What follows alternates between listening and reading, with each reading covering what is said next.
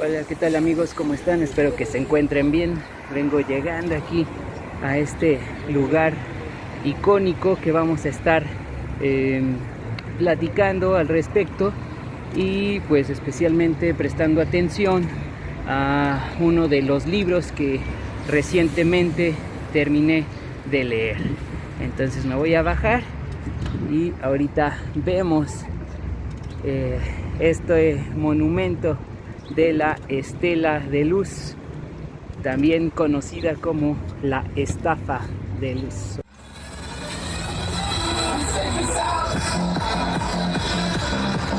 Bueno, para compartirles un poquito algo de información acerca de este monumento o antimonumento, quiero leerles unas de las líneas que comparte Olga Warnat en su libro Felipe el Oscuro al respecto. La empresa paraestatal Tres Servicios SADCB, vinculada con la Secretaría de Energía y con Pemex, recibió 595.294.974 pesos con 43 centavos para la construcción del monumento Estela de Luz, una absurda torre de 104 metros de altura. Un extraño monolito que debía costar 398 millones creció hasta los 1,000 millones de pesos, además de retrasarse un año en su finalización. La empresa Gutsa Infraestructura SADCB, auditada por el gobierno federal por incumplimiento de contratos de la Autopista del Sol, se hizo cargo del proyecto después de que se dejara de lado a la paraestatal Tres Servicios. En el intermedio, el arquitecto César Pérez Becerril, encargado del diseño, dijo que el dinero prometido no había llegado a destino, aunque ignoraba que los gastos serían 10 veces mayores. Recibí presiones para no revelar la corrupción que había, reveló. Salvador Vega Casillas, secretario de la Función Pública, amigo y comprovinciano de Felipe Calderón, tomó distancia frente a los diputados que habían sido responsables del fraude, tratándolos de funcionarios de tercera, personajes sin consecuencias políticas para la cúpula del calderonismo. El Colegio Mexicano de Ingenieros Civiles emitió un documento donde declaraba que la obra debió costar solo 497 millones de pesos y señalaba que se habían realizado trabajos de menor valor a un precio elevado, como en el caso de las placas de obsidiana sustituidas por tabla roca. Y bueno, ese es uno de los ejemplos que nos presenta la autora de este libro de la corrupción que hubo en este sexenio tan terrible, de tantas muertes, tantos desaparecidos, de Felipe Calderón. Y aquí me encuentro precisamente para hablar de este tema, que me interesa en particular hablar del capítulo 3 y 4 del libro, en el cual explora la vinculación de su esposa, Margarita Zavala, con una de las iglesias más representativas del evangelicalismo en México, que tiene mucha influencia con el gobierno, que tiene influencia en la política, y es nada más y nada menos que Casa sobre la Roca.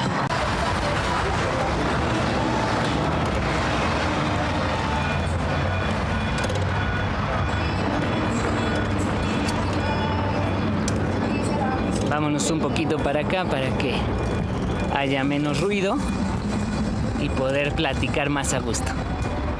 Pero ahí atrás se va viendo todavía, ¿no? Este monumento que se ve a kilómetros y es icónico de este lugar, de esta ciudad, y que muestra precisamente esta corrupción.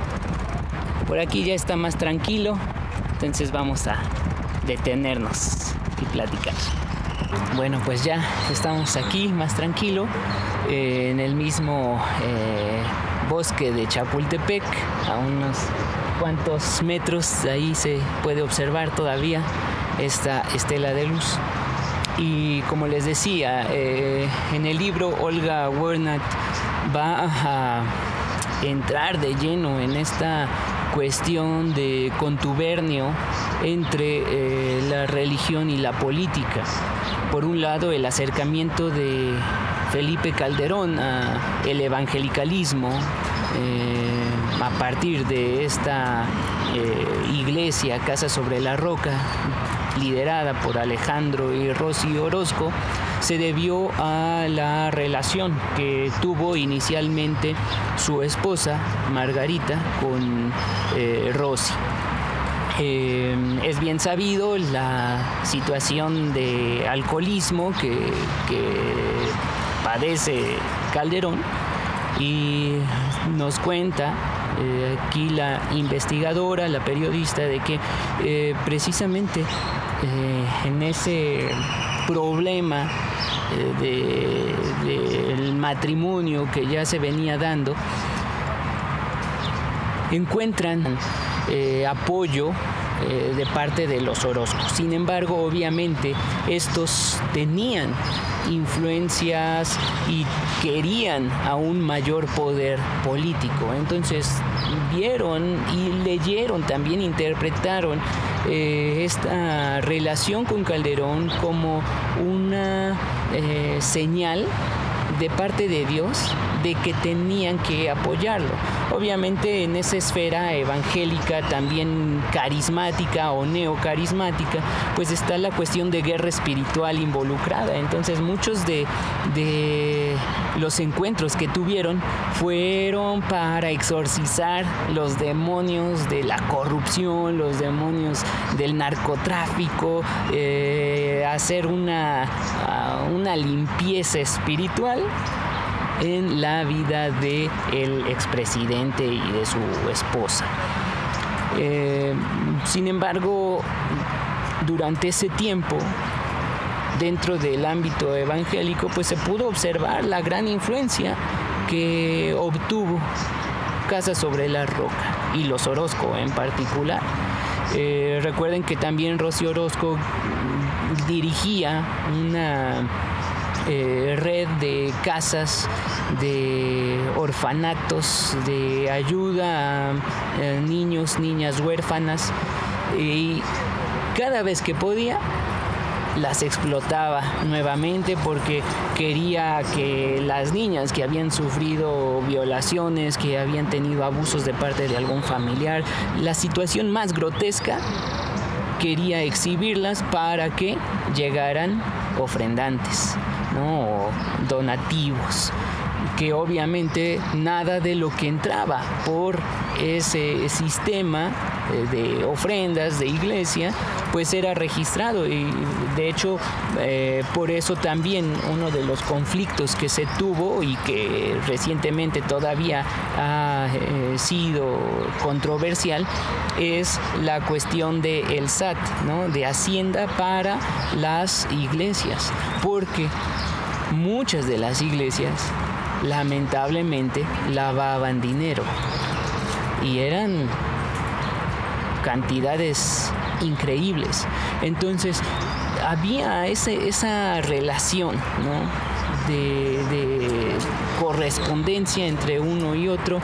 De hecho, algo curioso que se menciona en el libro es que le hicieron creer a Felipe Calderón que él era el David de México, que se iba a enfrentar al Goliat de la corrupción. Obviamente en su megalomanía creyó estas palabras proféticas de estos grupos y se enfrascó en ese duelo, en esa guerra contra el narcotráfico, que todos saben en qué quedó. Y esto fue alentado por Casa sobre la Roca. Y ahí vemos la problemática, ¿no? Las iglesias deben de permanecer ajenas a la política. Obviamente, como ciudadanos tenemos un deber civil, tenemos una responsabilidad social, y en ese entendido podemos participar individualmente en la política. Sin embargo, cuando un líder eclesial toma la bandera de un partido y apoya y defiende a capa y espada, y con la Biblia en la mano aún, sus políticas, cuidado, porque también está esa búsqueda de poder. Y que no quieran confundir que es un apoyo de la iglesia a la sociedad. No, es la búsqueda insaciable de poder. Y eso fue lo que ocurrió con Casa sobre la Roca, que en un sexenio despegó y se convirtió en una de las iglesias más grandes en México, con mayor influencia en la política y obviamente económicamente.